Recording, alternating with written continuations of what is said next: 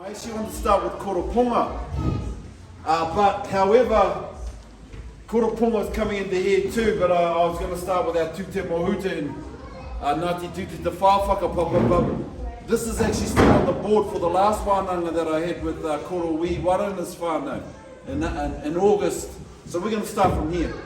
This is actually our Ngati Hine Whakapapa for here, alright, and the reason why we're here. Now, I explained to you fellas yesterday that, and I'll explain again. So I come off the eldest one, the second eldest of the Warena line, Nani Wiki, and so she was very strong exponent of our Whakapapa, as was Korohe. And so I got a lot of time with Korohe and my old man going through the Whakapapa and kōrero. At the time I wasn't actually interested, which is interesting, but it was sort of going in.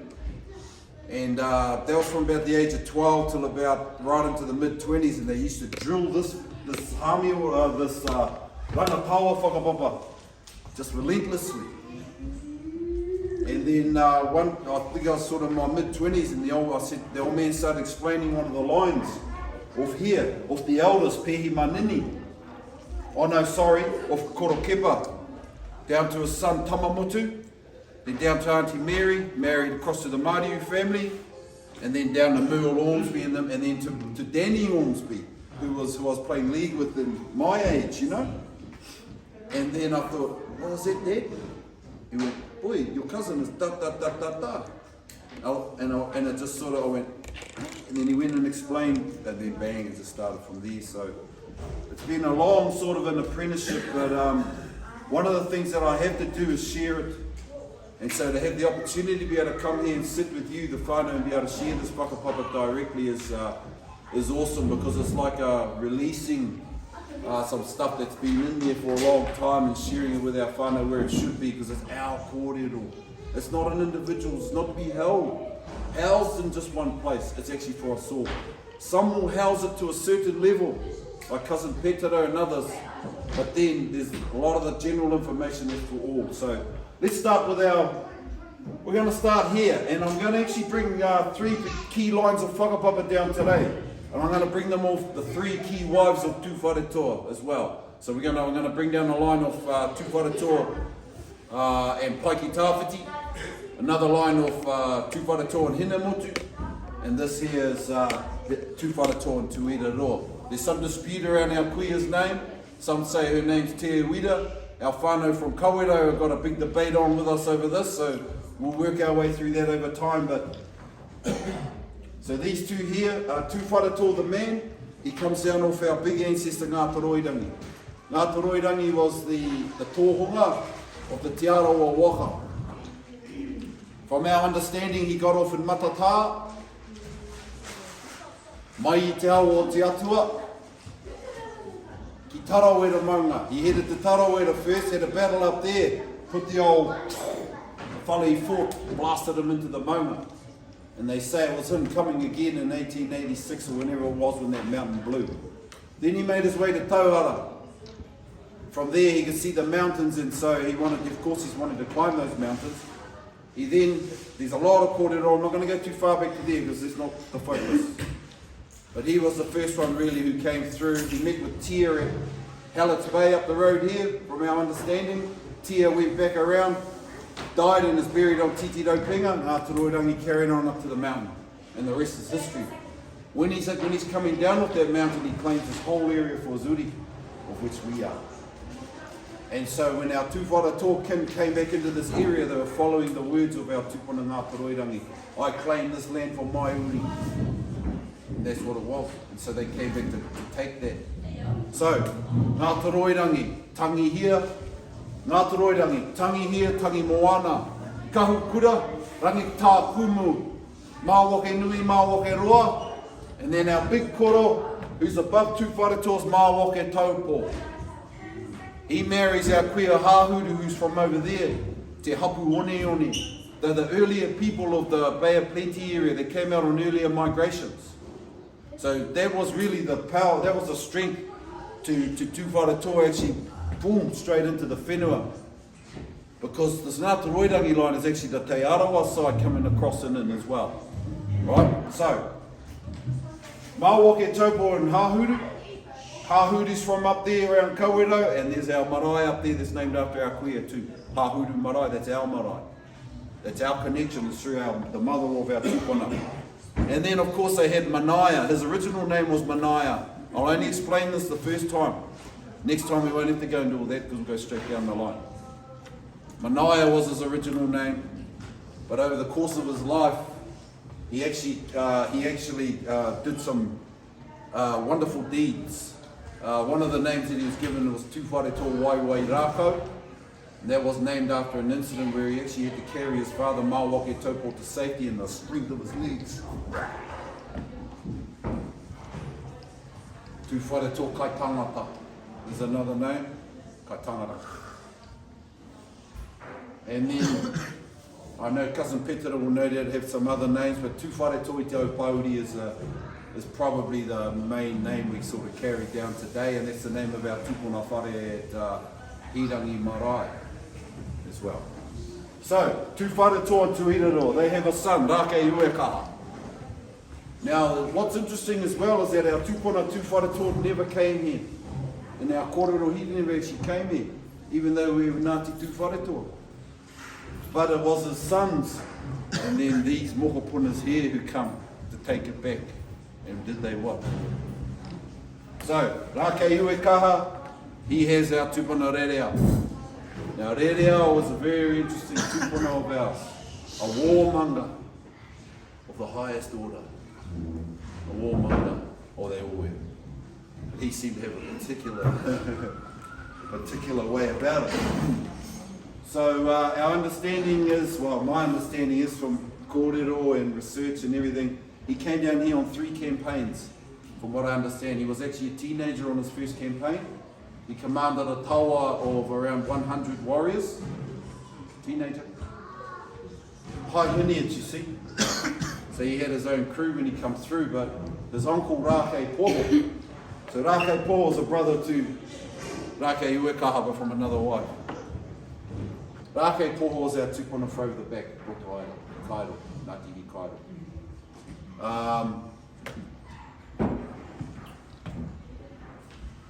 There they are. And so, Rereo was actually supposed to remain back from the battle. Rake Poho and them had come through, and there's kōrero about them going up both sides of the Waimarino and the Waiotakas, relentlessly hunting down the Ngati Wotu on their way through, because they want to, well, they're coming back to take over. And it's based on the kōrero of our tupuna Ngāti Roirangi. That's the basis for their return. And a prophecy around a wheke, an octopus, the eight-legged octopus. 8 generations, so I counted 8 generations down from Ngāti Roirangi down to Tūwhareto. And that's around the thing of the wheke as well. There's a kōrero there, but I won't go too far into that. Rereo is our big tupuna for Ngati Hine. He, as I say, he actually went up to Te Pōrere to meet with his uncle Rake Poho. Well, Rake Poho's up at the spring up on Tongariro, it's the headwaters of the Whanau River. And he's actually in the cleansing phase. Our Māori people, man, they were stripped on their tikanga and kawa. So when they're in battle mode, it's kill mode. Anyone cross the path of that thing, they gotta go. They're in that mode, but when they're coming out of it, they're washing and they're getting rid of the tapu, moving into no. So apparently our kraua, Rake Poho's cleans and into no, and then Rereo turns up. And while he's in full battle mode, he's still in tapu. So they're having a few communication issues because talking between them in the different states they're in. But anyway, it ends up, the uncle's not very happy, Rake Poho, because he's sort of like, told you to stay back, but you continued to come along. You're supposed to stay back over there and wait. You better go across the Pukawa and we'll catch up over there. So then our tupuna then hits the Pukawa from around the back, Roto Aira, scrapping all the way across. Big fight on Kuharua. Apparently 300 Ngati Hotu soldiers up to the knee high in an altar. This is our glory, our whānau, your fellow's blood. Then he made his way to Puke Kai Kiore. Now that's a name. This is Edwina's area. Over there, the other side of the lake. Puke Kai Kiore. What's that mean? It's the hill where they ate them like rats. So it's another place where they had a big fight with Ngati Hotu and ate them like rats. Puke Kai Kiore. Excuse this gory sort of stuff, but it's part of your fellow's history. I'll try to dumb it down, or not dumb it, sorry. Water it down maybe slightly, but no, I'll give it to you. Give it to the lake house. Give it to them. Right. So, our tupuna then goes down to Pukawa. Right? Now, he's still in full battle mode in Tapu. Rake Poho, by this time, has come around from Roto Island and is meeting him in Pukawa. So the name of Pukawa is the Pukawahi Tapu Warena. The big blazing fire of Warena. So he built this humongous fire, and then he's on one side, there's the blazing fire, there's Rake Poho and his ones who are Noa, which means they've come out of battle mode, they're in this peaceful state supposedly. Our tupuna rere are still in full, well they're both our tupuna, but our tupuna rere are still in full battle mode. So anyway, they're talking through this fire. Rake Poho, to rere.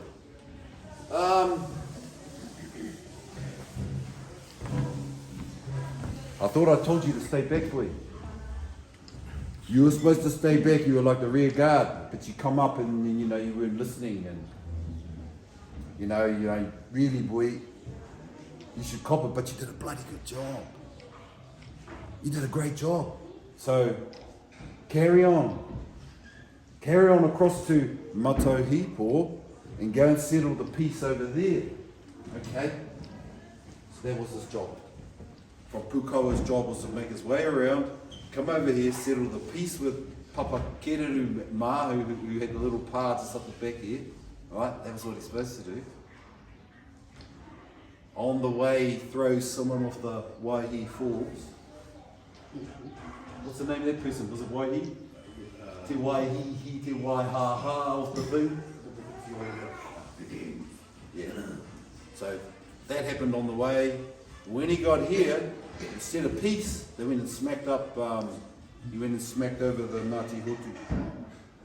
They killed Papa Kereru, the chief of the area. I said to you fellas yesterday, there was a little pa, there was a pa at the back here called Ue Marorangi. And there was a Ngati Hotu pa. The chief was Papa Kereru. He was killed and he was actually, from the kōrero scene, splayed out like that across the entranceway. Legs up like splay. Now, so anyway, Rereo had a victory, right? And what they're doing in the victory, part of the victory is not only do you defeat your enemy, but you eat them as well. And then you do your bodily ablutions afterwards. So it's like an ultimate victory. Not only do you conquer them on the fight, but then you're going to take all their mana when you eat. And if they were brainy, well, you want their raw. Right? So anyway, after the battle, they're having this what they call a pohangi. So then they had a hangi set up to hangi them, and they'd have one of them sort of half buried in the hole. And his name is, he's Papa Kereru's son. And as I said yesterday, he's the front original hole in our wharapuni. Kuruwa is his name. He's down in this pohangi ready to be cooked, because apparently the kōrero was, the fellow who's half buried in the pohangi might be sort of like up to here. The rest all under the thing. And then when all the ears and all the hooper and there comes out, cooked. That was the kōrero. So anyway, Kuruwaha's down in this thing, he's had it, right? He's getting ready to be cooked up. And then Rereo's daughter, Te Ata Iwi Kura, comes across and it's like, ooh, Dad, I want it. I'm putting it in a contemporary way now, so it's our queer and koro that, but I'm putting it in a way that's a little bit of fun for us, but still captures the kōrero. Oh, Dad, ooh, I like it with that fella. I want it. Oh, yeah, but you know, he's the dara, we got to want to cook him up. one and dead. Alright, so he's saved. The union occurs between our tupuna Te Atahiri ko the daughter. She actually comes off this line along here. She's a sister to Whakawhitia, we'll get to that. Anyway, that's another there. I've digressed so far with the data, we're over there. So Rerau is our main tupuna here. He was sent here by his uncle Rake Poho. He hammered the Ngati Hotu who were here relentlessly all around and established us. And that's why we're here. Matauhipu, Ki Rau Tāwhiri, our whenua here. That's why we're here. He established us here. Back there, Rerau, was also the name given to our tupuna whare. For a very special reason, where he sits in our genealogy and his foundation that he formed for us here for Ngati Hine. So then one of his key sons is Whakawhitia. I don't have much kōrero on Whakawhitia, but my understanding was he was a great warrior. But anyway, a lot of our family take his name too. Got a few whanaunga named Whakawhitia, so he's our tupuna. Then what I've done here, I've actually split the line out a number of different ways. But you tend to see the line coming either straight down this one or straight down this one. But I wanted to try and incorporate a few of the children across, or Whakawhitia, so starting with Mānia. Let's come down this main line first. So all Whakawhitia was Mānia. She marries one of our koros, Rake Hori. Rake Hori was a well-known tupuna of that time. He's connected across to Rongomai, Pauroto, Rotoaira, all around into here. And so that's our koro Rake Hori. Then they have Rake Atu. It's that name Rake. Rake Atu, we've got our whanaunga over here, Shane Rake. When we get further down on this kōrero, I'll bring that in. You also had your first Whakapapa given to you yesterday by Cynthia Ellis, who comes off Rake Atu, brother to Nan Lepowara. So Rake Atu, then here's our big queer, Hine Kura. Hine Kura, this is who this whare ora is named after. It's also one of the names of our hapu. It's a hapu name of ours. So, Ngati. Ngati means descendants of. So, when we're Ngati Tuwhareto, everyone who's a descendant of his is Ngati Tuwhareto. Ngati Hine Kura is all us descendants there. So we're Ngati Hine Kura as well. But there's a kōrero around Korokepa who incorporated all the Hines. Hine Kura, he picked up on Hine Meri, they were talking about a Hine Wai, Hine Uru, Hine Wera. So many Hine in our family, we're going to be Ngati Hine. And that's what they do. Now that's a rangatira can do that. Tamarora, Kura Tāpui, Hine Uru, another one of the Hines. Don't know much of the kōrero in here. And then Hine Wera, coming down here now. She's the mother of our Kraua Te Moho QQ. So this first line coming down brings it to the mother of Te Moho, down to Hine Wera, down through Mānia, Rake Atu, Hine Kura. Hine Wera, ka moia te QQ. Comes through our koro Te Moho QQ. So the other two lines, one's coming off Te Kānapa. And these are good names too, whānau. We want to name some mokopunas in there. Check out some of these names on here. There's some real good ones. Huripapa. Now here's an interesting one. Ngā Rangi Atamate. Now that's a handle, eh? Then you can see on another child blue whenua, down to Tuna Kai Tāhuna. That's a good one too. And then down to Hine Miri, from Hine Miri back across to Ngā Rangi Atamate, down to these two brothers here, Te Kato and Tai Tu. From Te Kato, he's the father of the QQ. Father of the QQ, Te QQ is the father of the Moho QQ. But Te Moho brings these lines back down, and so it brings the Whakapapa like this, and back down into here. So here's one of our big koros, Te Moho QQ. A lot of things are named after our kraua. There's a cave on Matauhipu called Te Ana Moho. There's also where the road, where you cross over the Warena River Bridge heading to Taupo, you cross over, then you've got to swing out and around, and it comes back around towards the cliffs. In that area where you swing out and around, there was a whare in there. That was called the whare moho. So when you see that name moho coming up, it's generally this fella here will name things around here. We were wanting to rename that road up here at Stump Bay. I wanted our flower's name put on it. It's still sitting there, Freaky Drive or some friggin' name on that. So, well, I'm hoping we can get our portal's name on, and if you fellas see me pushing that, you know why. Okay? Now, off to Moho QQ comes the three sisters. Who's heard of the three sisters? These are our three sisters from here. Right? Now,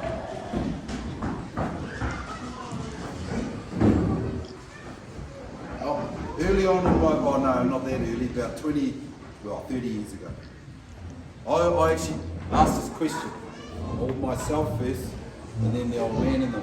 Why are we actually at Korohe? All our whakapapa points to the puku wai, to te mahuta, to te tawha, in ure, those hapu over there, strongly. And we're going to see that later when we do the te tawha, to te mahuta whakapapa. But I had a big question, how are we here? This is why we're here. This shows it very, very clearly why we're here. Again, it comes down from the establishment of our Korohe. We came here, he would have come here probably 1500s. He's that era. So we've been established here a while. But overall, we've been in the area about 1,000 years, when you include Ngati Hotu and earlier arrivals. Okay, down to our Korohe, Te Moho QQ. Now, the three sisters are Ketura Te Moho, Te Mātahi Anitana Te Moho, and Te Waingari Titia Te Moho. Oh, there's a few of us here, not me. But Shannon and them come down off this kuia here, and I might get Shannon to come up and just bring down to her kuia raupatu and down to her, maybe down to Bubs, because I want to show the whānau who Bubs is. He's come with us, Savo. Bubs and Judy. Te Mātahi Te Moho marries our Kraoranga Tawa from Ngati Tu Te Mohuta. And our kuia Ketura Te Moho also marries Hamiora Tamamate from Ngati Tu Te Mohuta. Two sisters, Ketura Te Moho and Te Mātahi Te Moho, marry two brothers, Hamiora Tamamate and Rangatawa. The senior line here is Ketura's. And the old man and Uncle Skin and them always pointed us back that way whenever we had an issue over karangarua. So karangarua is where you've got these multiple ways you relate to a person. Right? I'll give you a good example soon. With the tāhau. So, the eldest daughter is Ketura Te Moho. Interestingly too, Ketura Te Moho is the creator of E Muri Ahia, which is a very famous lament, and what we use as a waiata from our paipai and that, and rightfully so we should be maintaining that. There's our nene right there, and when Rerea performed that, so we had our Rerea group over the last 6 months out here training. They perfected E Muri Ahia. It was so beautiful. And all the mohoponas of Kuia Ketura who were in that crew. Oh, I was crying. I said to you earlier, I was teary-eyed. It was unbelievable. It was so beautiful. I actually had to come. This was the Whakapapa I showed them actually, to show them who she is. So she's the eldest of that family from Te Moho. I've seen kōrero where there were other children. There was an Eru Te Moho and others, but likely they died younger or had no issue. And so from there we only have the three sisters.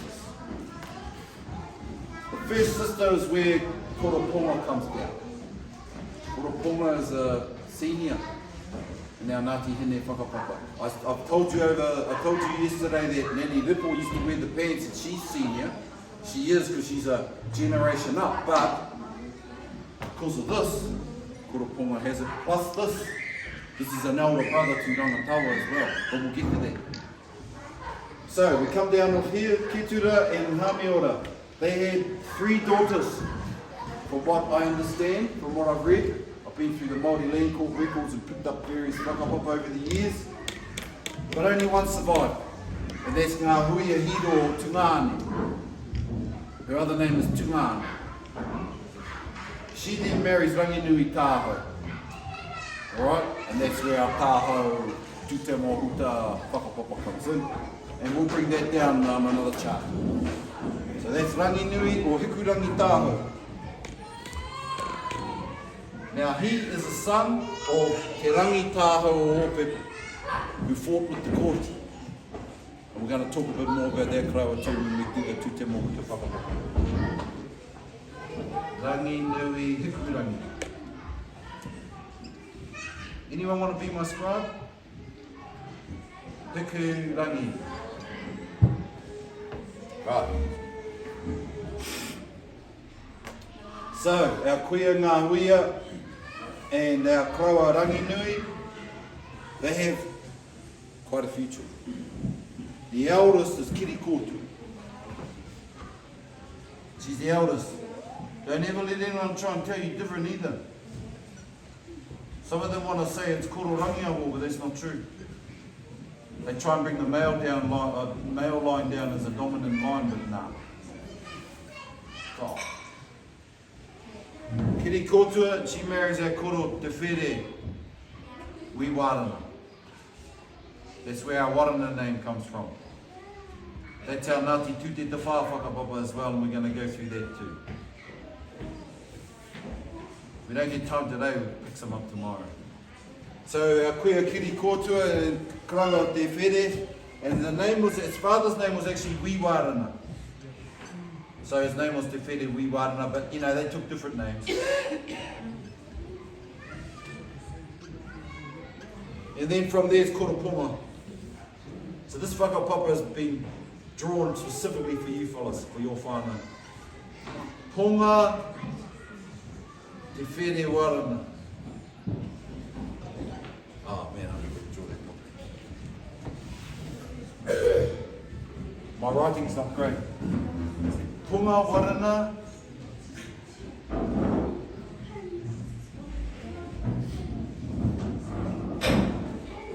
And I'm going to leave that at that for now. Okay, so of the eldest line from here in Ngati Hine, it's Koroponga's side, through Ketera Te Moho. On our Tute Mohuta side too, elder line is Hāmeora.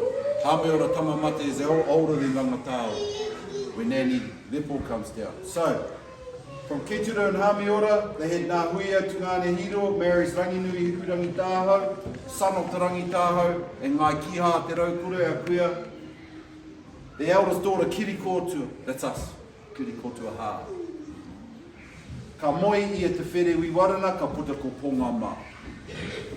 Koroponga. So that's our Ngati Hine Whakapapa coming down to Koroponga. The second sister is Te Mātahi Te Moho. They had 8 children. So these two had one daughter, but oh, heck of a lot of uri under here now. Big, we are big family. We are big family of this branch. Tāhaus and that too. Kiri Kotua's youngest brother was Hami Pahiro Tāhau, Korosam. Korosam Tāhau, Lulu's and them's father. He was the youngest brother, Hami. So that's Koroponga. Now we're going to do Nani Lepo. Any questions thus far? Is that clear? Clear as mud, eh? Hine tana. Doing a good job, Cuz. Trying, Cuz. This information has to be shared with our family. Okay, let's come down Nani Lepo's side now. Nani Lepo comes through the second sister of the family, Te Mātahi Te Moho. I've seen her name also as Anitana. And that's a family name too. But not really that often. I've mainly seen her as Te Mātahi Te Moho. She then has a union with our kraua Rangatāua from Ngati Tute Mohuta. So that's our Tute Mohuta connection.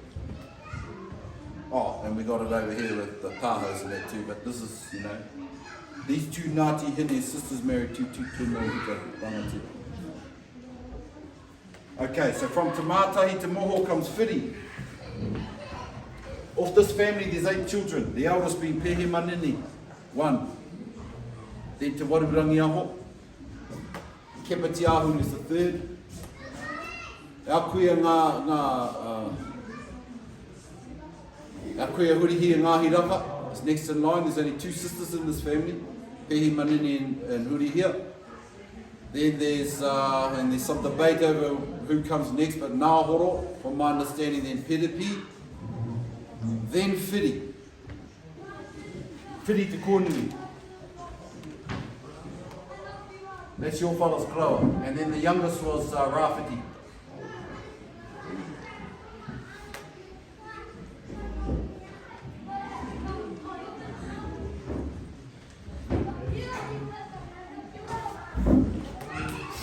Here's Korohe. Alright? Now this is why Nani Ripo is the senior, because she's a daughter of Whiri, so she sits in line with Kiri Kotu and them. So she's an auntie to Koroponga. Okay? But Koroponga is still the senior line, the Tuakana line. Both ways. Okay? So anyway, Whiri. Kuia Mamai, Daisy. Where's Daisy? Kuia Mamai, eh? Ka moia koro whiri Kuia Mamai. That's the mummy to Nani Dipo. Kuia Mamai, eh? So over here's Kuia Mamai. Alright, I'll leave that for now. And then we're going to go to Nan Dipo Arangi.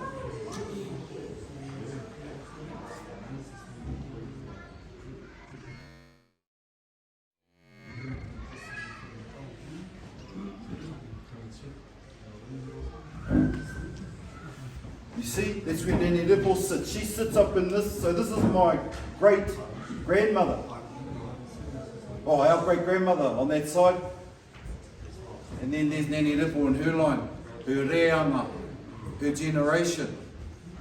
Okay? That's what I was saying to you yesterday. The kōrero I've heard about Nene Ripple was she was an in-charge person. When anything to do with Ngati Hine and Korohe Marae, particularly when the old man brought us back from Christchurch, when he landed, she's the one who said to him, here's the papers, you're going to have a go for the trust board. He just walked through the gate from 20 years away down in Christchurch. But his auntie had confidence in him. You know, him and Auntie Eddie from our family being identified at a young age. They sent him to school late. And from the kōrero we have of that too, the whole Warena family were part of it. You know, like Koro Toka them might have given a bit, and even Koro Ponga, so they could be educated in there. Although Auntie got David's mummy, met David's daddy when she was still at Whakarere, so that was the end of that. But Auntie's been a good contributor to our marae and everything else. So anyway, Ripo Arangi, and then it comes back across to Koro Ponga. Right, so I'll just go like this. It's ugly. Anyone want to tidy it up? Go for it. So, that's our Ngati Hine Whakapapa. This line over here, with Te Wangari Titia, Shannon. Is it Daupatu? No. This Kuia Te Ara is mine. Daupatu. Anyway, never mind, we won't go there. Off here comes Shannon's mummy, Judy. So Shannon comes from all 3 sisters. And Dad and them used to love to highlight that whenever we'd have one Shannon. Oh, there's one over there, comes from all 3. David does too. David comes down here, down to the Poinga line to Tangiariki, marries Hoka Downs down to David's grandmother, Maria. Maria Downs. And Alex. So, there you go. Any questions? Clear as mud. I just wanted to bring up I heard from your dad, and he spoke about Te Moho, how important he was. And when Te Hero was pushed into a no-go situation, so Te Hero and I think 6 others signed away, not the pigs, but Tongariro. And those signatures were there, and Te Moho was one. Yes. So Cousins just raised a very interesting point. There were 19 names on the maunga when the crown tāhaere from us. They tāhaere. Forget that kōrero about the tribe gifted it to the nations. No, they didn't. All we wanted was the crown to come in alongside us as kaitiaki and keep the Pākehās from climbing the peaks. And all these disrespectful people and crapping up on the peaks. Hello. Goes from that down to Parliament, next thing they take it. But our Kraua Eru Te Moho is one of the names. I think he's named 19 on this big list of the Heo Heo and others. So good point, cousin. Any other questions on this? Okay. I think we'll move to Desi and the family. I'm going to let you fellas do any expansion on this area with Korowhiri and Depoarangi. I'll leave that for you fellas to do on at the right time.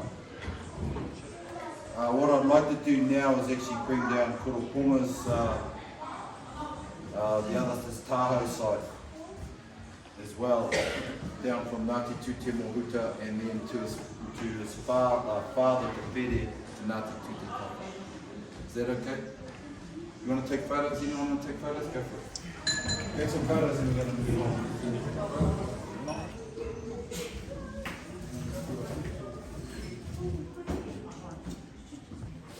So, to Te Mohuta, we'll bring that down of Hine Motu. Hine Motu was, from what we understand, a real beauty. And she's from that Motu River area. There's a rock in the Motu River named after her. Hine Motu. That's also going to be the name of the wharakai in Korohe Marae. That's one of the names that's been proposed, is our kuia Hine Motu. So off Hine Motu comes Taniwha.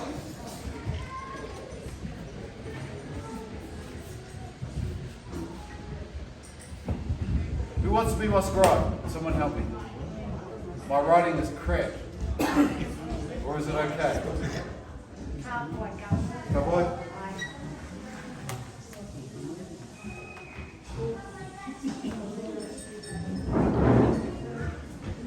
Taniwha. Taniwha and Tāhui. Te rongo mai patu iwi. Prison. Prison.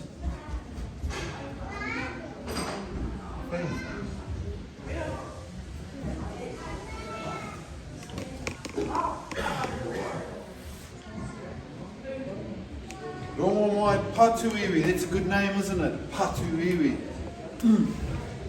Patu the iwi. Whoever it is coming. And then from there comes our tupuna waikato.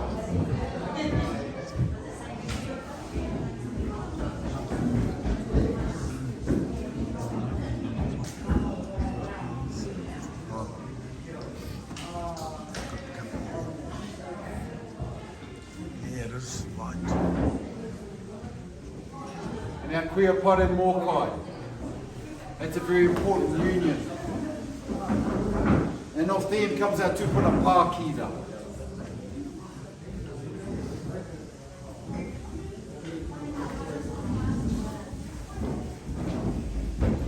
Now we have a little bit of kōrero about our tupuna pākira. Quite a bit.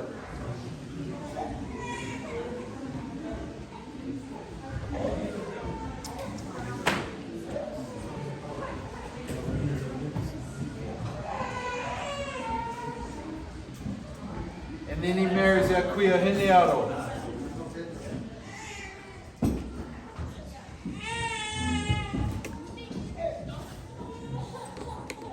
And I'll put in brackets underneath Hine Aro, Ngati Awa.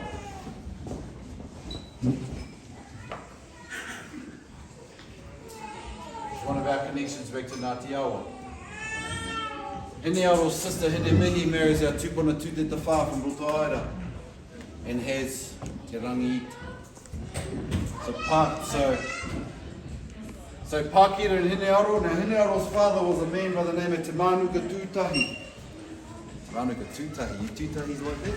Probably it's you fellas, hey, and us.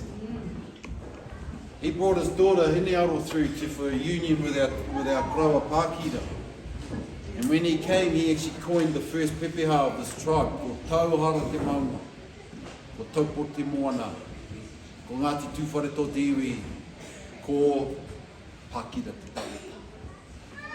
So he was sort of the whakamana towards his son-in-law, see, delivering up his daughter. And so Hine was a very important part of our Whakapapa.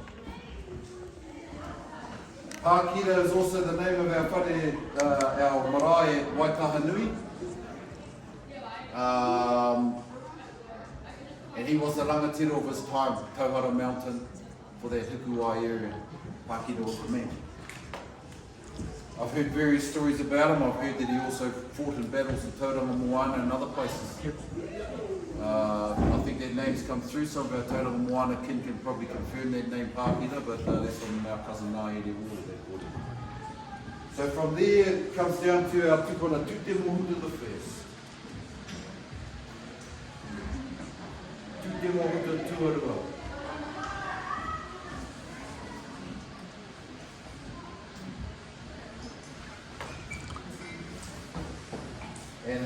And our kuia from there is Pareawa.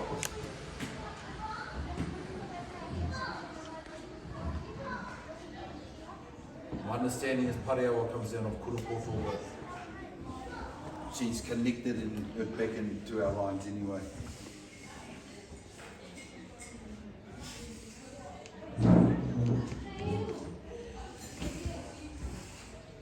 Then from there, Te Rangi Kapipi.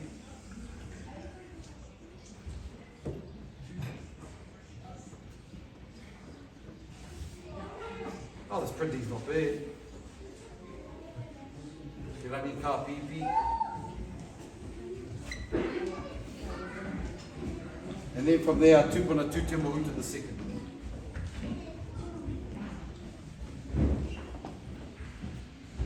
This Whakapapa was given to me by Uncle Tiger Wall. While I took it off one of the wānangas that we had, I took photos of it. That was many, many years ago. Koro Tiger was he was a great sharer of our whakapapa. He had a big chart, we'd go right from that aircon right to there and had the three sisters whakapapa on it.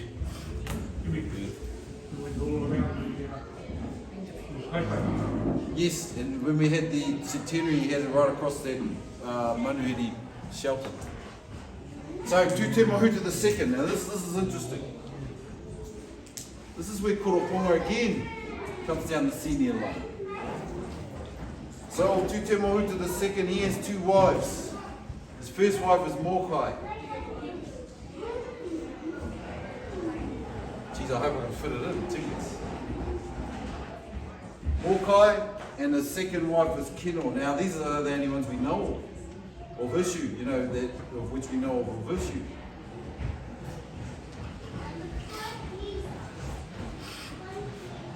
Koroponga comes off both lines. Nani Nipple comes down this side, Kino. Okay? So, Koroponga comes down Mokai to the Tahoe line, and he comes down off Kino through our kraua Hāmeora Tamamata.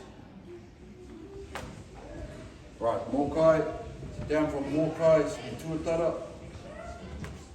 Tuatara. I'm going to make this fit. This might be one of the prettiest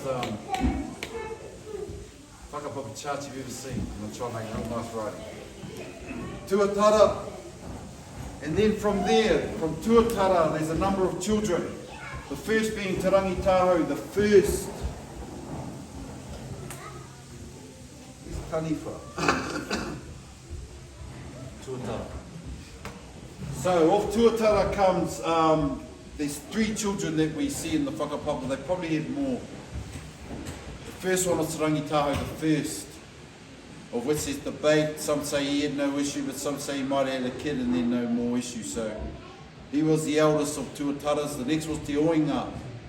Te Oinga marries Rahui and has the Wiremu Rahui family, Kiri Widow Rahui, Rutene Rahui, all that lot. Big whānau. Wiremu is big. One of the biggest families in the tribe. But our line comes off Riki. Riki. So we carry the male line. Coming down off there, Tuatara. So our tūpora's name is Riki. This Whakapapa I'm going to show you today too. It's different to the one on Uncle Ned's headstone. But that's another debate for another day. I've had to do a lot of research around this Whakapapa. And particularly around who Te Rangitaho the first was versus Te Rangitaho the second. But I'll put it up first and we'll get to the kōrero. Then off Riki comes Ngā Waka, Te Kohanga.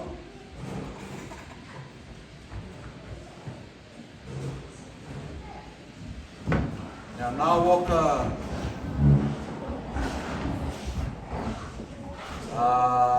the kōrero and the native land court in that I've seen, some of the early stuff is coming through our tupuna Ngā Waka Te Kohanga. And then his son, he had a few children, but his son is Te Rangitaho the second.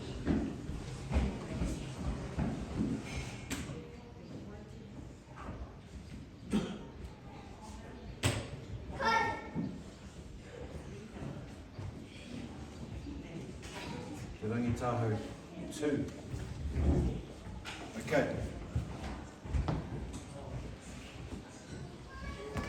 From there, so our kraua has a union with our kuia Ngai Kiha Te Raukura.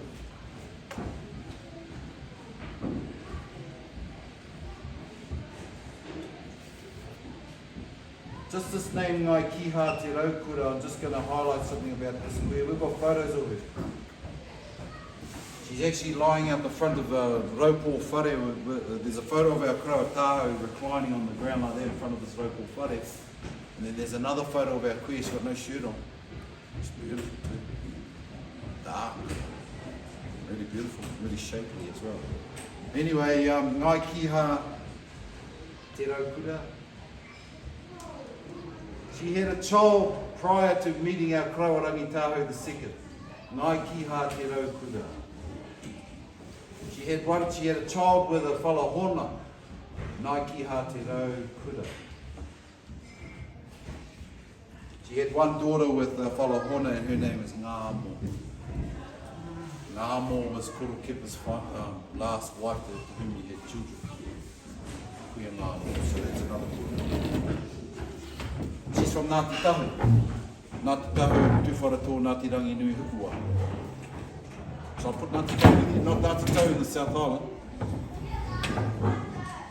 From Ngati Tahu Matua, which is Ohaki, where that chimney is between Taupo and Rotorua.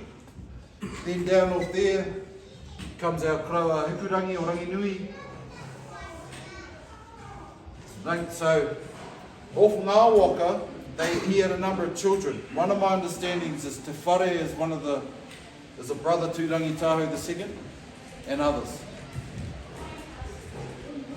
That's another kōrero. Rangitaho 2 and Ngai Kiha Te Raukura, they have Rangi Nui Hikurangi. That's Kiri Kotu's father. Rangi Nui. Just put Rangi Nui. Rangi Nui and Tungane. And they have Kiri Kotua.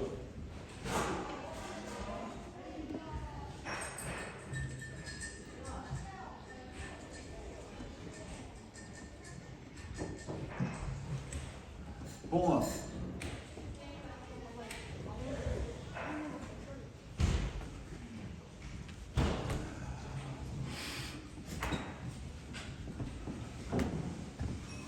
Mokai, first wife of Tute Mohuta the second.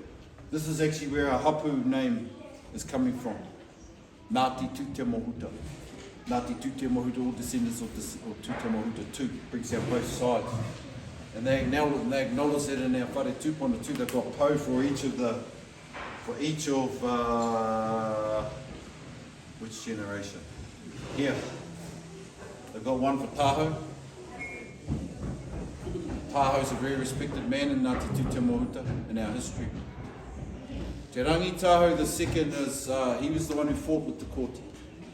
It's taken me 30 years of research to, it took me 1 year from when I was first told it to doing the research, and then that's been 30 years or so ago now. So I presented it to my father and my Uncle Skinner, and they just looked at it, cussed, and they went, "This is all we know, son. This is all we know, we're not changing." And I went, "Oh, okay. But what about da-da-da-da? Oh, the timelines, Dad, the da-da.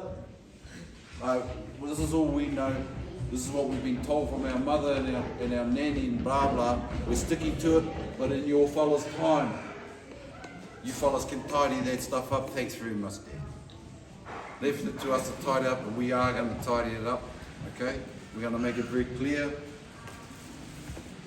This fella fought with the Koti. What happened was he ended up going across to Napier with our Ngati Hine Uru kin. Hine Uru's around Te Haroto, between here and Taupo and Napier. So we're Ngati Hine Uru as well from there. Our kraua got mixed up in there, and the next thing is a war party going to Patane, south of Napier, near the Pampak Mill area. There was a battle there at a place called Omaru Nui, 1866. They called it the One Day War. Well, our koro got tied up in that and got taken to the Chatham Islands prison. So he's on the Chatham Islands in prison for getting mixed up with this thing. Nah, he was a firebrand, don't worry. He knew what he was doing. He wasn't there for nothing. He was there to have a hammer up. Anyway, he gets imprisoned on the Chatham Islands. While he's there, Te Koti Rikirangi is also imprisoned to the Chatham Islands. He's got trumped up charges against him in Tūranga, Gisborne. Te Koti Rikirangi is one of the most successful traders of all time, Māori traders. He had organised the people into a thing where they were collectivised, providing potatoes and all the flax, kaimoana, all the stuff, and he had the boats that were shipping it to Auckland, Wellington, and Kōrero says even to Sydney. This fellow was a huge success. They say it was the jealous Pākehā traders around him who didn't like his success, so they trumped up these charges against him. They were false. Well, that's just kōrero I'm going to stick to. Everyone's got their kōrero. That's one that I've heard over the years I'm going to stick to. He was duped, as was a common thing happening back in those days. So Te Koti's on the island too, on the Chathams, right? Well, while he's on the Chathams, he gets this vision, right?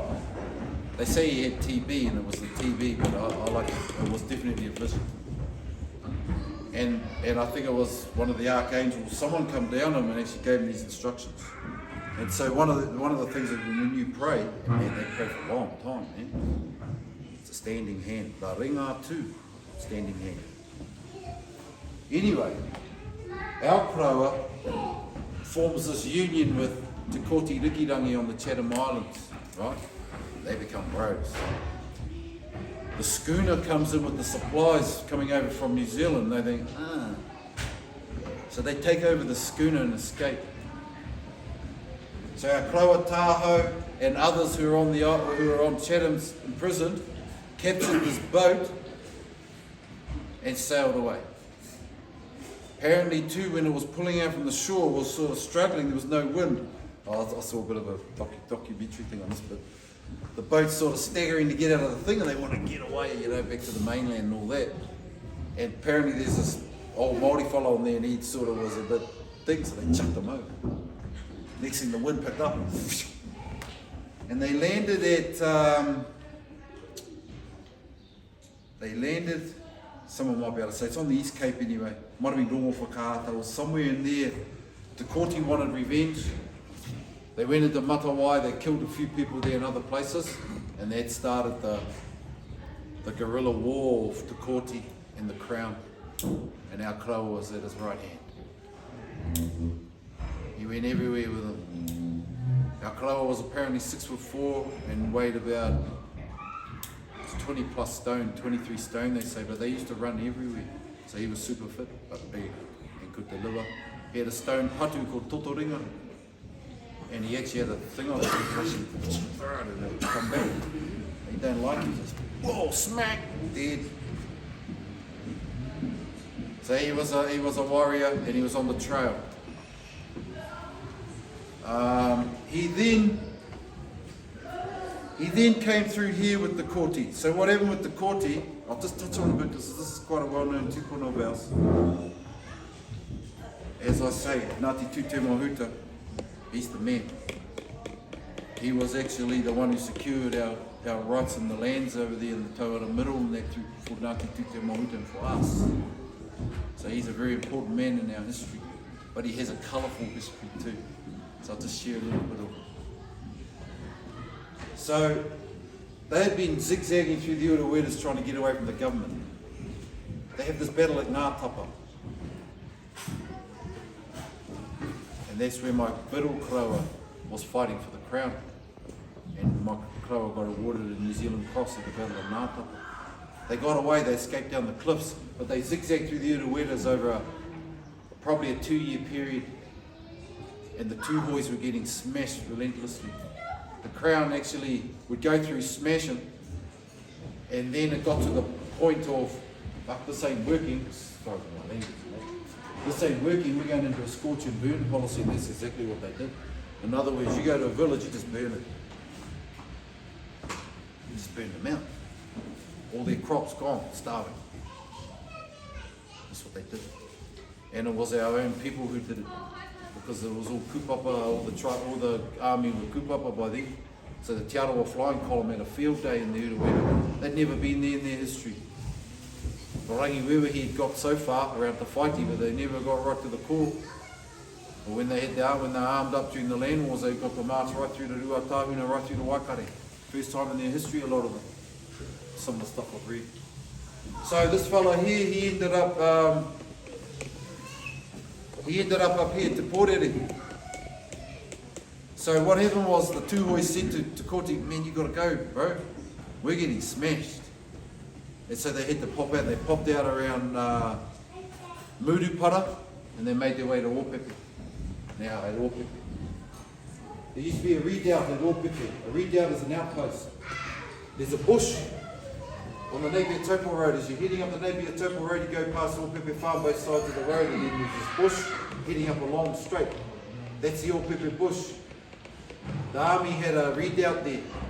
So when our Kraua popped out with Te Koti, and as I say, he was Te Koti's right-hand man, he actually led the attack on the redoubt. Now at the redoubt, a redoubt is like an earth fort, and they store arms, and this one was just an outpost. The main one was in Taupo next to the police station and courthouse. It's still there today. If you get a chance when you're in Taupo, I know we don't like going past to the police station, but just by the police station, on that side towards the north, there's earthworks are still there from the main redoubt in Taupo, and they had a cannon pointing at our kin in Nuku. That's one way they got their allegiance. So anyway, they come out of the Uruweta, and Tahoe said to head us in the advance party. There's about 14 soldiers at this redoubt, and it's actually washing day. They're naked, most of them, or half clad. Their washings all hanging, totally unawares. Apparently our Kraua come in, and the kōrero they've read, they say soldiers thought that they were friendly Māori. But our Kraua had his horse from the accounts that I've read. He sort of had his horse, he had his gun in behind like that, and he sort of come in and then just wheeled the horse around and boom, boom, boom, boom, boom, boom, boom, blew them out. 9 of them were killed. There's a nurupa up there where those 9 soldiers are. I thought it was more, it could be more, could be 10. But 3 or 4 got away. 3 of them walked from Ōpepe Bush to Fort Galatea. 60 miles as the crow flies. That's the kōrero. It's a long way, man. You're naked, half naked. It's freezing cold. It's in July. It's freezing. You got no shoes, some of them. Took them 2 to 3 days, and so they gave them an account too, so I've read their kōrero as well. You just take a bit of that stuff and then... But they give a little account too, and so... anyway, they wipe out this readout. Koti wants Tāhau to go across and smash over Poihibi Tukairangi and the Nukuhau lot. Because they're crown aligned, you see. But our Kraua Tāhau actually says, let's go east. So he actually directs them around the eastern side of the lake. So Tauhara's over here, around where that incident took place.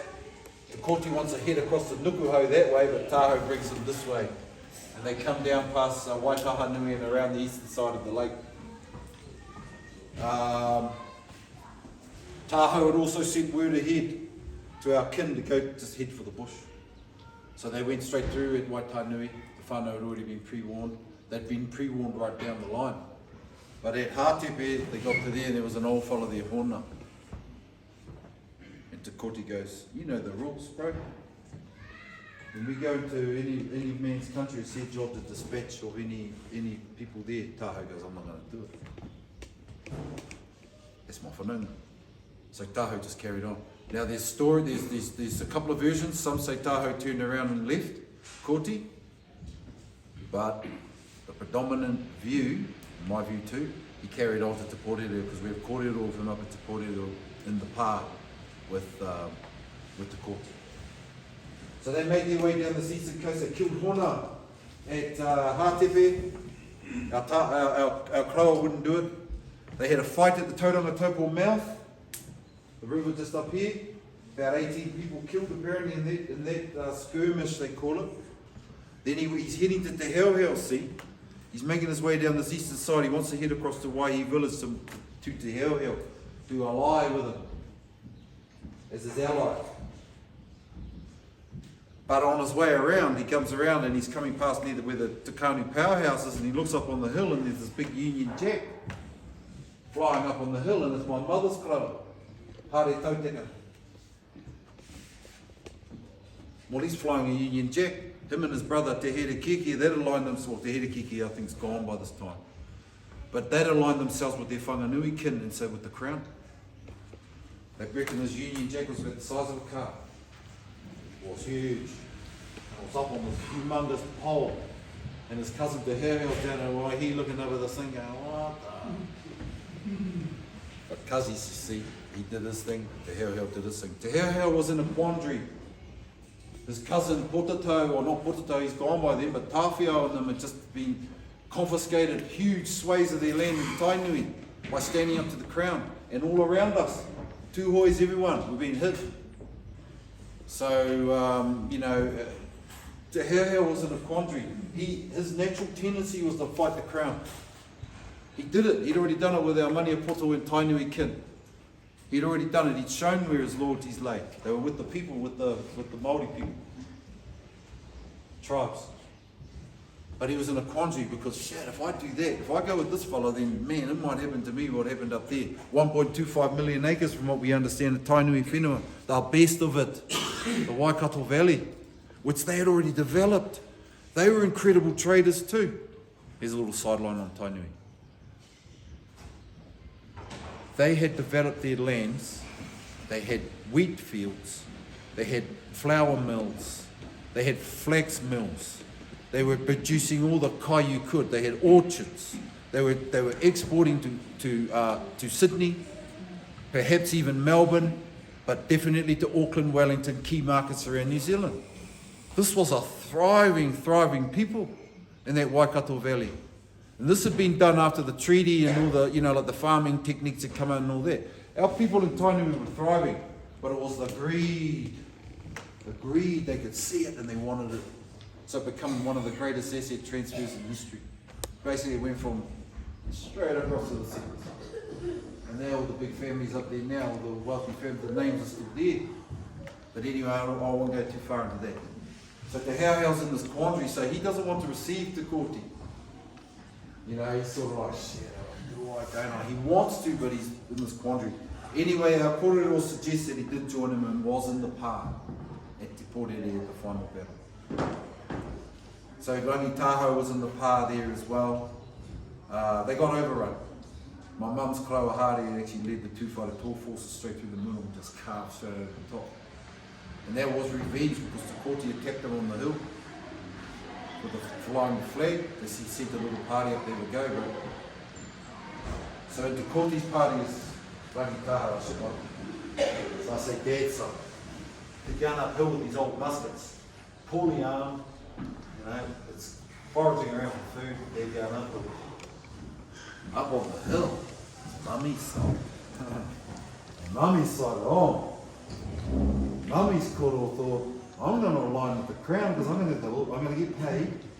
I'm going to have the latest Smith & Wesson thing and I'm going to arm my whole family. We're going to have all the greatest ammo. That's the way we're going to do it. And they did. So here's Mummy's side up on the hill with the latest Smith & Wesson just going bling, bling, bling, bling, bling, bling, bling.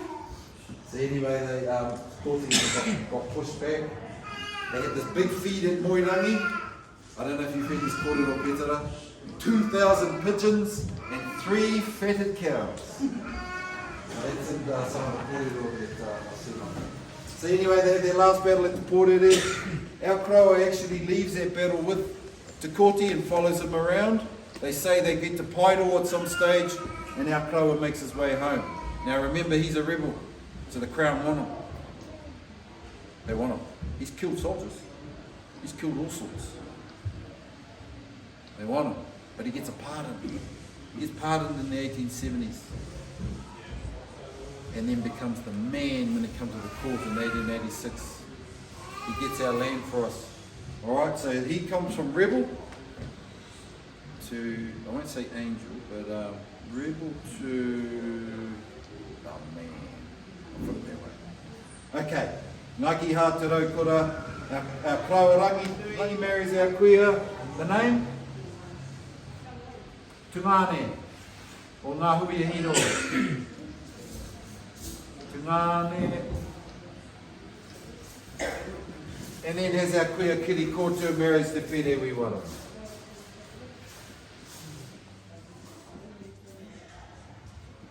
Now, Koropoma's line, senior, to Te Mahuta. This fella here, there's a confusion in our family between who was the first and the second. Some were trying to say the first was the man who fought with the Kooti, but Kyle. It's very clear that it was number 2.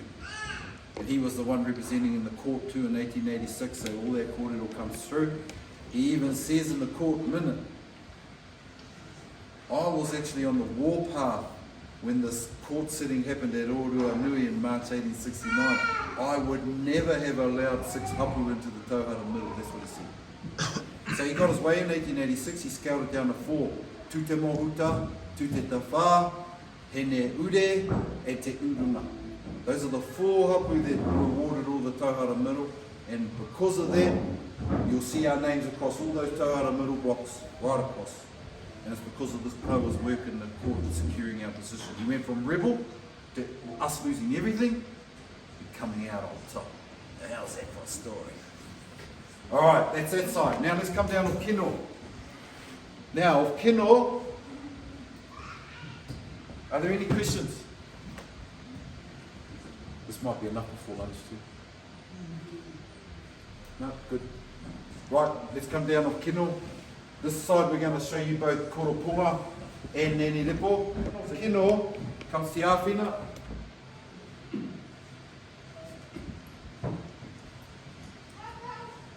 This is a very interesting side, the second line.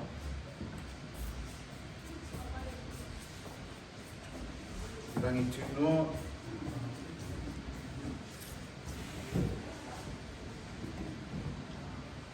Rangi Tuno.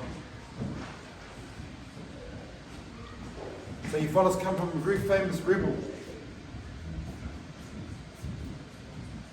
Rangi Tuno, and then below there,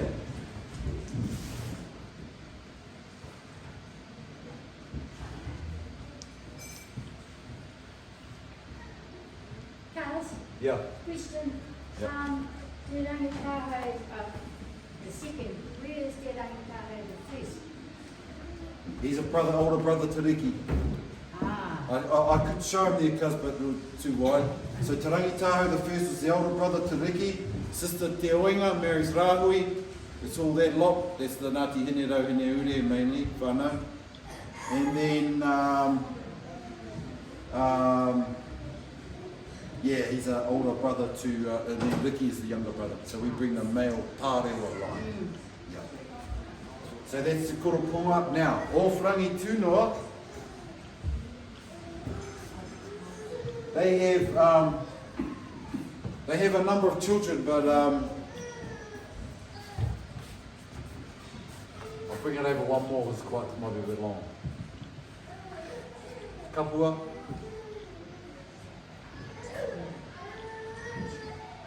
Of Kapua comes a big family, the Kraitiana family, Uncle Nick Warena. Kapua, that's our Kapua whānau name comes through. Korokipa had a Kapua as well. Kapua, Hami ora Tamamate. This is where these two growers who married our two kuias from here come in. Hami ora Tamamate and Ngati. Hami ora, and here is a fellow, you don't see his name, they don't leave his name in, but I always like to. His name was Aperahama Were Were. So I'll just put Were Were. He was a tohunga of his time and actually trained our Krawarangi Tāo, worked with him too. Were Were, Kopura, Okataraina,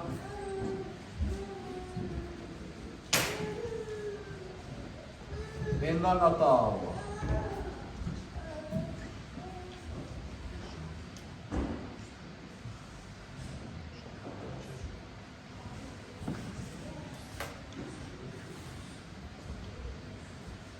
Now,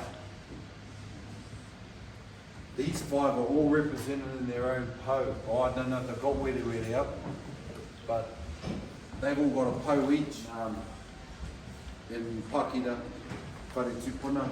So it's Taho, so it's Taho, Hami ora Tamamate, Kopura Rangatau and Kapua. I don't think they have where I'll have another look. Anyway, from Hami ora to Tinane.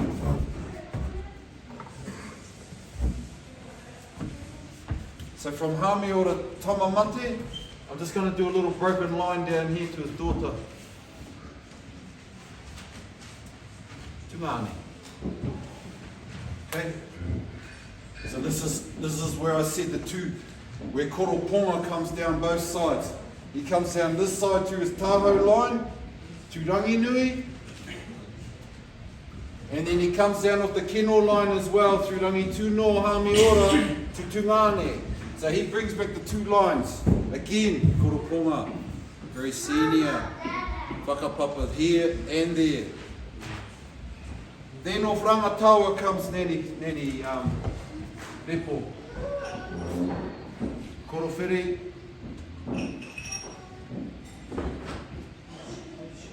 Neni Repo.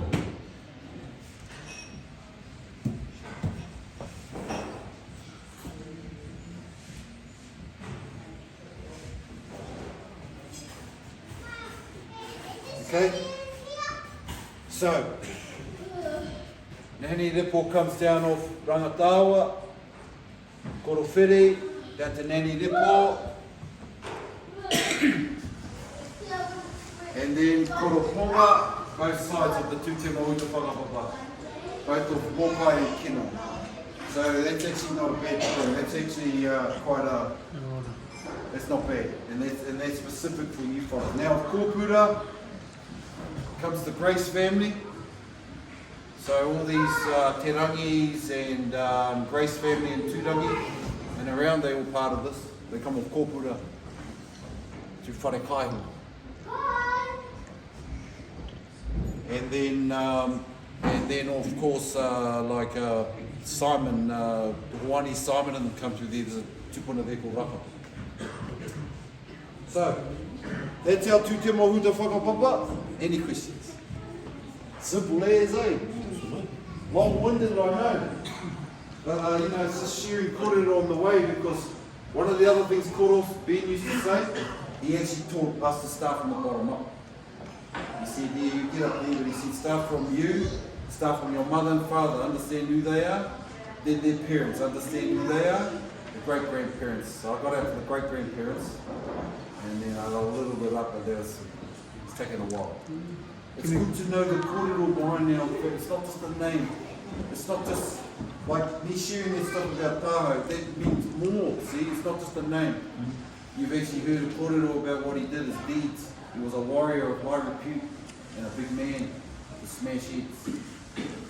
That's Because of this amount, earlier you brought up about Pākina. right. And Pākina went to the battle of Maua. And when he's asked to come to help Kotorerua, who was a mokopuna of Ngati. So he comes through, he helps with the battle, and they take Maua from Ranginui. And then his,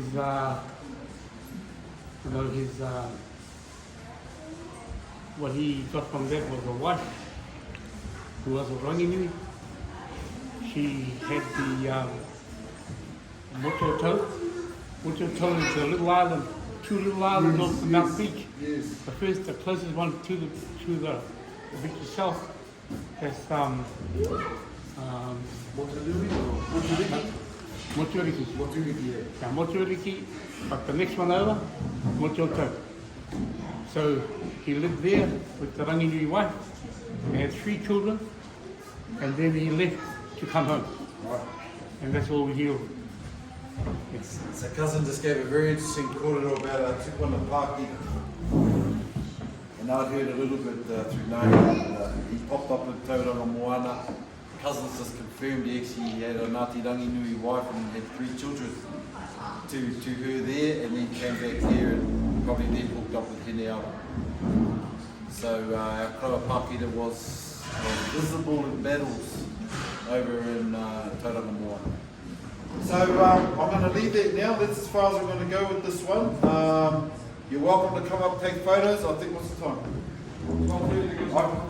12:30. We've got time for one more. You fellas happy? I'll do Te Wha next. Is that alright? I know it's long. We might have a little break, eh? Do we want to move outside? Do we want to do it somewhere else? Famous tupuna of ours. His name, original name wasn't Te Rangi Ida. It was actually Te Puke I Haua. And it was named after the gentle winds that flowed with our kuia Hine mihi as she's heading over to the Ponanga Hill to Rotoaira.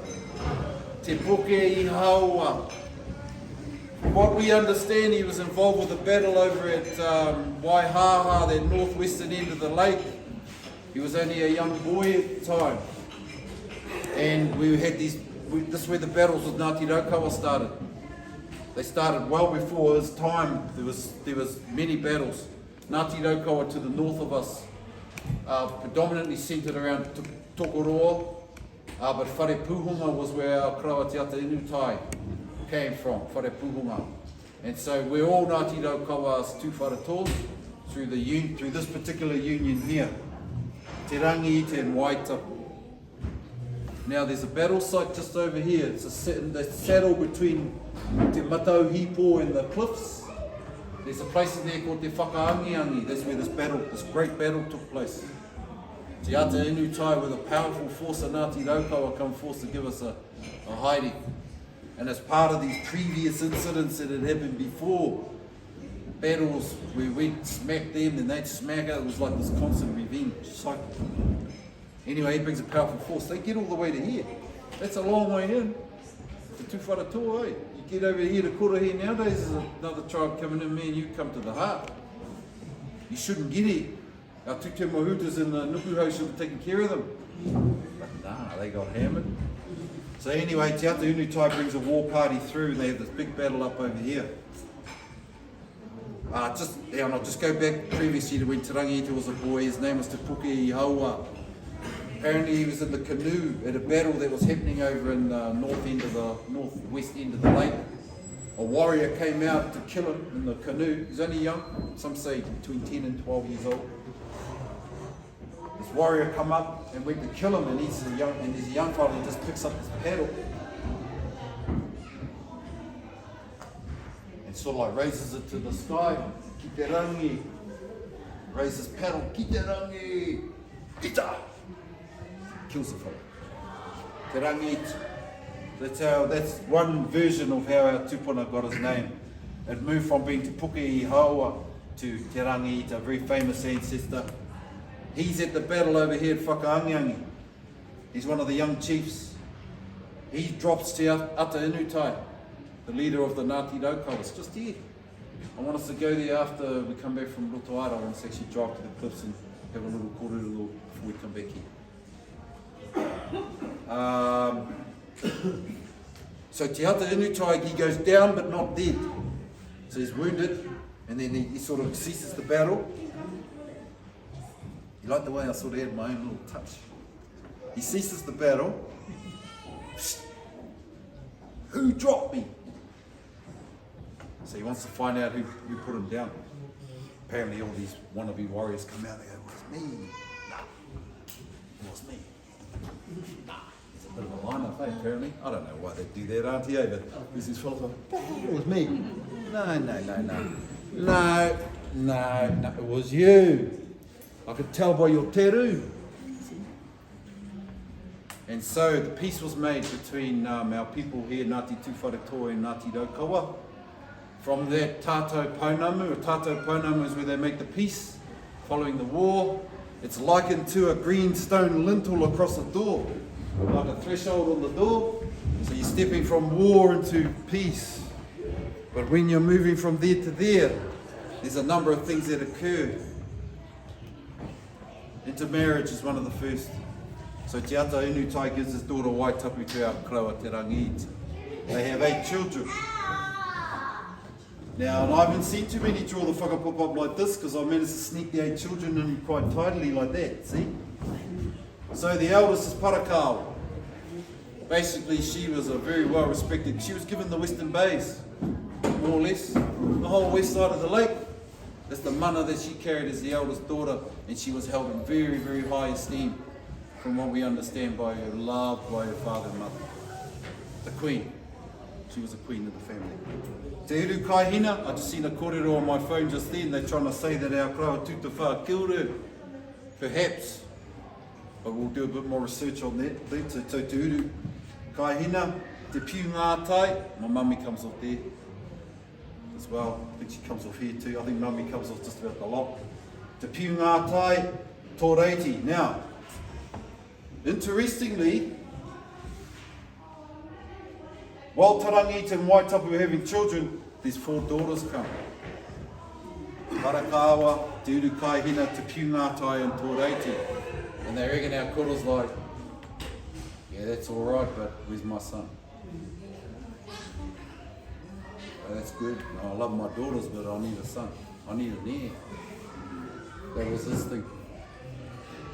So they say that our queer left here in a bit of a shroud. And a bit of a diss, or how do you put it? A slight. Give me 4 daughters, where's my son? So she cruises. She actually heads back to her people in Raukawa. It's sort of like, from the kōrero, sort of like, nah, yeah, we just had 4 daughters. She's making her way around and she gets to the Rukuho. The Whakapapa River, the only outlet to the river, and she goes, am I not like this outlet of the river? Am I not still open? Can I not still have babies? Why am I going home to my Raukawa people down like this? Right? So anyway, she crosses here. There's a very famous saying that includes the word nukuharu, which is more or less saying I'm still open. Right? Little did our kraua know she's pregnant. She goes back to Raukawa and they know what's happened and they don't like it. That's a slight against their girl. What did he say? You've only produced 4 daughters and where's my son? That bloody bugger. I'll tell you what, if their baby comes out as a boy, patua. That's what they said. This is the Ngati Raukawa. They were so, well, this is a kōrero. There's a lot of different versions. I've heard many. But this is the one that I've thought to be the most logical, so it's what I'm going to share. So they say our Ngati Raukawa people were very angry at the slight. And so when she's going to have this baby, they were going to, if it was a boy, they were going to take him out. So she's up there, has this baby, and it's a boy. She disguises the boy. She walks around, dresses it up in girl clothes, I suppose. What's a girl's clothes in those days? Pink thing? I don't know. Anyway, she dresses up as a girl and they're at the front all getting ready. Is it a running boy? Oh, it's a girl. Oh, gee. So they just ease off, right? The name tells you the tale behind what I just said. The tama was put to the mutu. In other words, what does that mean, Auntie? No boy, eh? So tama is a boy and mutu is a cut it off. Or mutu, ko mutu, finish. So it's not a boy. Tama mutu. How's that? Interesting, eh? What happens in a name when you understand the history behind it. So our Klaua Tamamutu was the first of 4 sons to follow. Tamamutu became paramount chief of Tūwhareto in his era. He followed on from his father Te Rangiita. He became paramount. He had, our kōrero we have on Tamamutu is his battles across to Makoia Island, where he killed Te Roro Te Rangi of that era. He also gave us a great saying. It's about the kapua whakapipi. It's a saying that our tūpuna left with us, and it's about tūwhareto e, ki a ta whakatere i te waka. So it's about tūwhareto. As you move forward, keep your waka steady. Don't go too hearty. Just keep it steady. Keep it steady, be unified in your approach. Be like the clouds. The clouds, they disperse.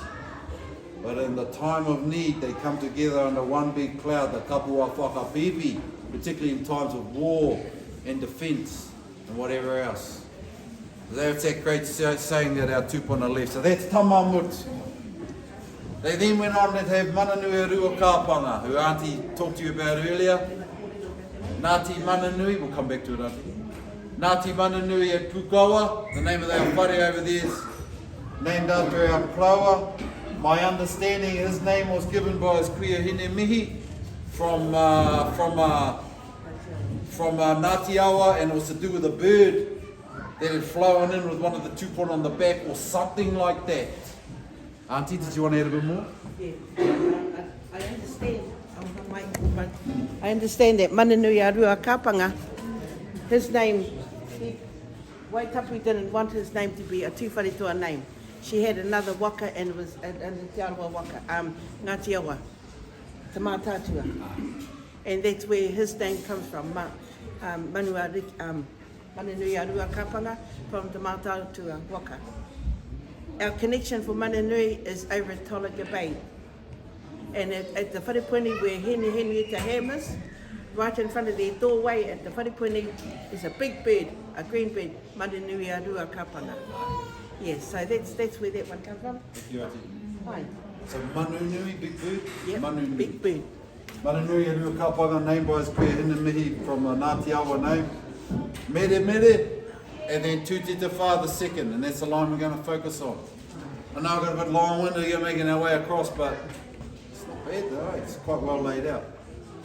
Tū Te Wha the second is our focus, because what we're talking about now is Ngati Tū Te Wha. Senior wife, you might say, perhaps. Numanga, then Te Karaka, Ngārangi, our kuia Māora. I heard a little bit of kōrero about our kuia Māora, but she marries our Klaua Te Pā. He's from Te Aitanga Māhaki Mangatu. They say he came out around about the time of the treaty, around 1840. So he actually moved down from up there, married our kuia. They had Warena Te Pā. They also had Manihira Te Pā, Karaitiana Te Pā. There were others. But our line is of Warena Te Pā, and his wife is Harami Roto Atara. She's from a place called Roto Ātara, which is sort of near Te Hauke, near Te Aute School, Kahununu. So I put that up in the Ngati Kahununu. I thought that might be of interest to you because it shows you our different iwi connections through these Whakapapa connections. From there they have 4 children that we know of. They have Pahemata. Pahemata has about 3 husbands. The Watene family, I can't remember the second family, and the Whakapapa family. So my uncle Bill Whakapapa, he comes off Pahemata's son Horima, and his mother was a Te Heohea. He marries my mother's eldest sister, Te Rei Namu. So Pahemata, then there's Tāme. Off Tāme comes our kuia Kia. Okay, so of this line, so Tāme comes back in around to our Warena line. Tihema, my understanding is Mrs. Cottrell. Mrs. Cottrell come off Tihema, and her brothers come here a couple of times too, Munro. Yep, Munro. And then of course our Kraua Te Where, Warena. He marries our kuia Kiri Kotua Taho and has Koroponga. Koroponga and Neni Repo. Our Kraua Te Where, he gave his whakapapa to Ngati Tūte Te Whā. I've got copies of his thing, that's where he put himself, but he's Tūte Moruta, Kahununu, quite a few different iwi. But that's our Kraua Te Where, Warena, that's where our Warena name comes from. That's why we're Warena. It comes from we Warena Pa. So with the Pās as well. Okay, any questions? Nice and simple, eh? There's a lot of kōrero around this part.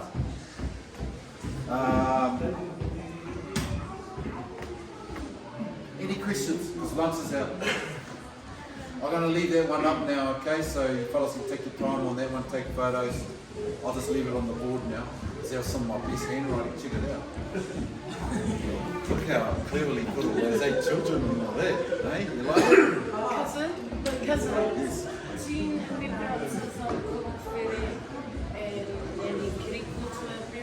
So the question is, where is Korohere and our kuia Kiri Kotua buried? Waitahanui Urupa, from our understanding, and they're under a fence. So we need to do something about it as a family. This is what happened at Waitanui.